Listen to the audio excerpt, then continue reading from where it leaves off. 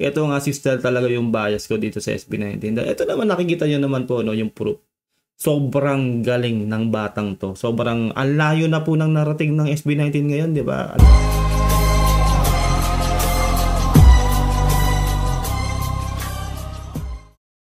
Hey, what's up at welcome po sa aking channel, another reaction video. Long time no see po sa mga 18, no?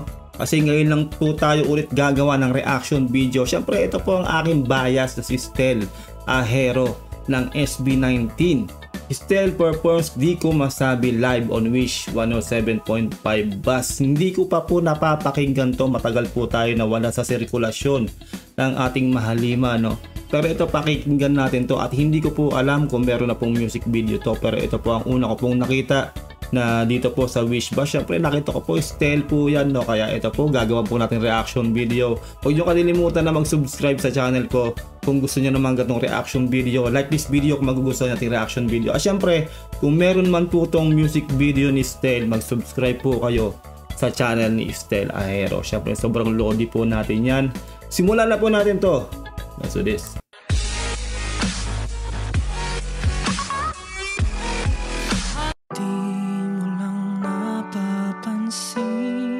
Grabe, agad-agad wala palang intro to, no? Biglang pasok ng ano, ng lyrics agad ni Stel dito. Let's do this. Di mo lang napapansin. Narito itong kaibigan mo. Grabe, ang ganda talaga ng boses nito ni Stel. Kaya ito talaga ang bias ko sa SB19 talaga, mulat sa pool. Nung narinig ko ang buong SB19, siya talaga yung bias ko, no? Sa mga berries dyan, shoutout sa inyo lahat. Long time no see sa inyo, no? Diretso natin. Di mo nahahalata, lagi kang tinititigan. Ilang taon na rin ika'y kasama sa mga pangarap ko sa habang buhay. Yung dalawa. Grabe to si Stel, no? Yun nga yung matagal ko na pong sinasabi kung nakasubaybay po kaya sa akin mula sa pool nung nagre-react po tayo sa SB19. Ito po ay talaga pong napakaganda ng boses, no? Itong pong si Junard, no? Grabe, napakalupit po talaga. At syempre po buong kalahatan ng SB19 po nangangain po sila ng CD. Alam niyo po ba ang termino na yon? Nangangain sila ng CD kapag napakinggan nyo sila ng live para po kayong nakinig ng CD, no? Ganun po sila katindi. Lalo na po to si Stel, ito po talaga napakatindi. Ito po talaga yung bias ko sa SB19. Sobrang galing ng boses. Iniiwasan lang na magtapat at pagka bigla na lang ika'y mapipigla at bigla kang magbago.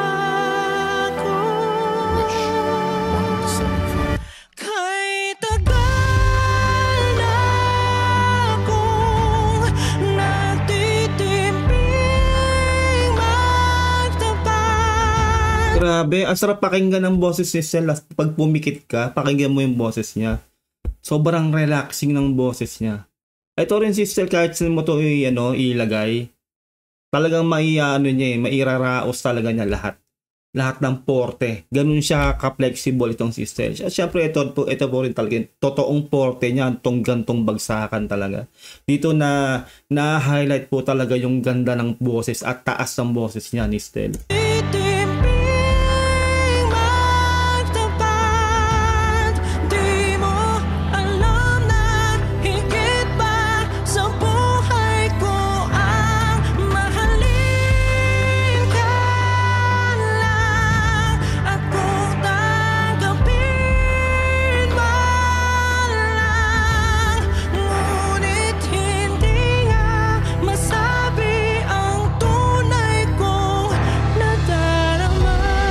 Grabe, ang lupit.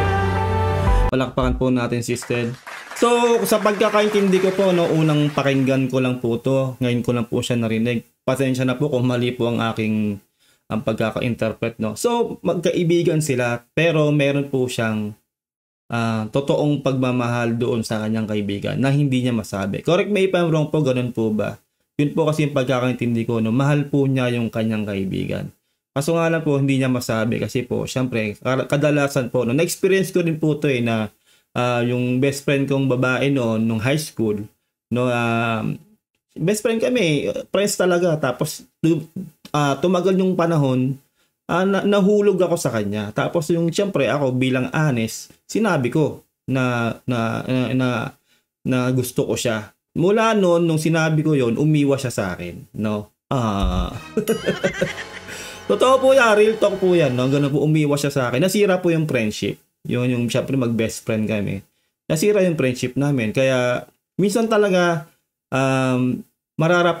mararapatin pa natin na hindi natin sabihin yung totoong nararamdaman natin. Kasi merong ganong consequences, no, na pwedeng masira yung matagal nyo ng matatag na friendship dahil umamin ka na mahal mo talaga siya, hindi lang bilang kaibigan, no? Kaya marami po makaka-relate po dito sa kanta na to. Kung tama po ang aking interpretasyon, no, sa kanta na to, correct me po if I'm wrong dyan po sa comment section, mga 18.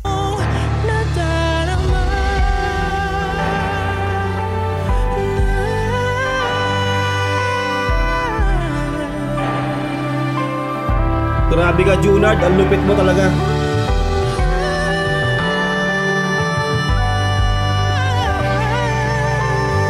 Woo! Nice. Ilang taon na rin ika'y kasama sa mga pangarap ko sa habang buhay ay tayong dalawa. Iniiwasan lang na magtapat at pagkabigla na lang ika'y mapipigla at bigla kang mabago. So tama nga ako, no? Tama nga ako na ganun nga. Mahal niya nga talaga yung kaibigan niya o yung best friend niya. Kaso nga, yun nga, talagang hindi niya masabi. Kasi may mga ganung consequences talaga na baka bigla nga mawala o magbago yung kanyang kaibigan. Pero yun nga, kumbaga, kinikim-kim na lang niya sa loob niya yung pagmamahal niya na yun sa kanyang kaibigan. Ang galing ng kantan to, no? At kudos dito siyempre kay Stel, sobrang ganda ng boses talaga.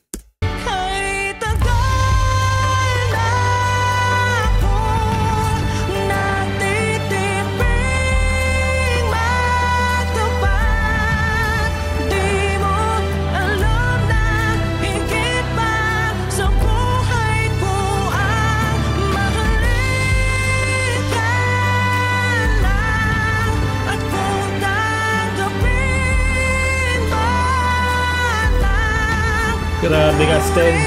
Hindi nga masabi ang tunay kong nadarama. Hindi ko kakayanin tanggapin. Sakaling ang sagot mo ay hindi karapat-dapat magbago ang pagtutunin at Ayun nga, di ba? Yun kasi talaga eh. Yun din yung mahirap din talaga. Kaya talo ka pag napol ka. No? Pag napol ka sa iyong best friend. No, ganun talaga. Kumbaga, pwedeng kasing happy ending, pwede ring bad ending. Yun nga, yung nakwento ko sa inyo, di ba? Naging bad ending yung sa akin, yung sa naranasan ko noon nung high school. Na, yun, sinabi ko, umamin ako, hindi ko na kaya eh. Di ba, syempre tao ka lang, di ba? Umamin ka, pero yun nga, nasira yung friendship, umiwas. Pero dito talaga nga, pwedeng good ending siya o bad ending. Choice mo yan kung aamin ka talaga. Kasi lalo kung hindi mo na rin kaya, di ba? Na sobrang sa araw-araw na mag-asama kayo, nakikita mo siya, ay nahuhulog ka na nahuhulog. Minsan kasi hindi mo na matitiis na hindi umamin. Pero syempre kalakip niyan yung good side and bad side. Nasa sayo na yan, choice mo yan. Ikaw rin yung masasaktan o liligaya sa bandang huli. Kung magtatanggapin ka ba niya bilang hindi na best friend o bilang talagang couple na kayo o pwede ring umiwas siya dahil ayaw niya na maging couple kayo dahil hindi kayo parehas ng feeling sa isa't isa. Nakaibigan lang ang may i-offer niya sa iyo. Ouch! Sakit na rin, di ba? Diretso natin.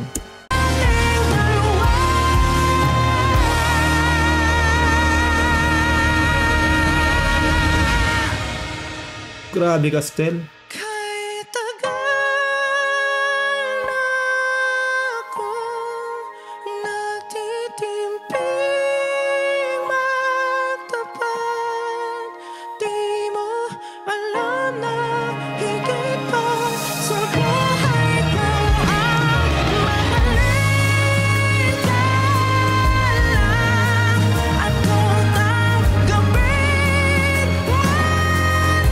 kinikilabutan ako sa Stel, grabe ka. Kinikilabutan ako sa'yo. Mulat sa pool talaga nung na-discover ko tong SB19, nung narinig ko si Stel. Ang tagal ko pinagbotohan pa namin niya sa community noon na kung sino yung bias, di ba? Ito nga, talagang matagal kong pinag-aralan, inobserbahan ko sila. Ito nga si Stel talaga yung bias ko dito sa SB19. Ito naman nakikita nyo naman po, no, yung proof. Sobrang galing ng batang to. Sobrang ang layo na po ng narating ng SB19 ngayon, di ba? Alam nyo yan? Samantalang dati po, kung talagang nakasubaybay kayo sa SB19, halos walang nanonood sa kanila. Di ba? Nagpo-perform na sila sa gilid-gilid, sa mga mall. Ilan lang, 5 lang nanonood halos sa kanila.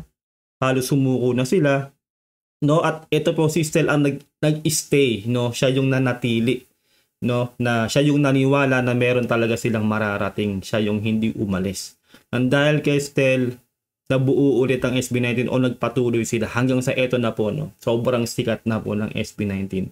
Wala kang tulak kaibigan. At syempre, kung napanood mo ng live itong SB19 na mag-perform, hindi po sayang ang pagsuporta nyo sa kanila dahil tuwing talaga nag-perform sila, ibinibigay po nila ang kanilang 101%, no? 101% pag nakita nyo sila ng live, halimaw po itong SB19. Ako na po nagsasabi sa inyo, no? Sobrang galing po ng SB19. Ganun po sila katindi. Kaya sa mga hindi pa po nakakapanood ng live sa SB19, live po mismo sa mga concerts po nila.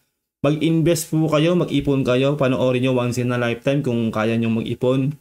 Lalo po sa mga totoong mga fans po ng SB19. Pagka isang beses na po mapanood nyo yan, sulit po talaga ang inyong pinag-ipunang ticket dahil napaka sulit at sobrang halimaw po sa stage ng SB19. Talaga pong wala na kayong halos marinig, no, sa sigawan po ng 18. Naranasan ko po yan sa Araneta Coliseum.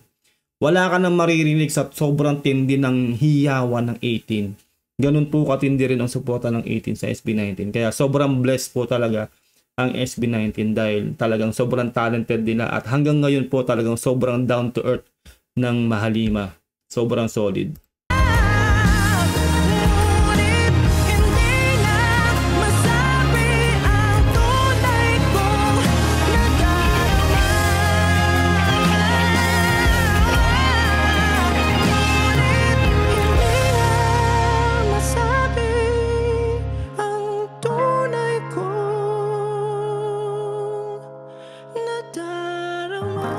Grabe ka, Stel. Napakagaling mo talaga. 107.5. Wow, grabe. Basic? Binasic lang ni Stel. No? Ayun po, grabe. Kinikilabutan ako sa galing nito ni Stel. Sana nagustuhan nyo po ang ating reaction video. Comment down below kung ano pong saloobin nyo sa napanood natin. Dahil ako talaga sobrang bilib na bilib po ako dito kay Stel. At syempre sa buong kabuuan ng Mahalima dahil sobrang down to earth po ng mga batang yan. At syempre po binubuhusan po sila ng blessing kasi po talaga pong yung interaction nila sa fans nila, no, sa 18. Talaga pong wala kang tutulak kabigin. Talagang ano sila, hindi po sila tulad ng ibang mga boy group talaga o kahit anong grupo pa na talagang ini-snub yung mga fans. Sila po hindi. Talaga po nakikipag-interact po talaga ang SB19. Yun po yung malaking factor nila. Kaya po, binubuhusan po sila ng blessing at parami po ng parami ang 18 na sumusuporta po sa mga ganap po ng SB19. See you all sa susunod. Huwag niyo kakalimutan na mag-subscribe. Like this video kung nagustuhan nyo. Ingat po kayo lahat. God bless and peace out.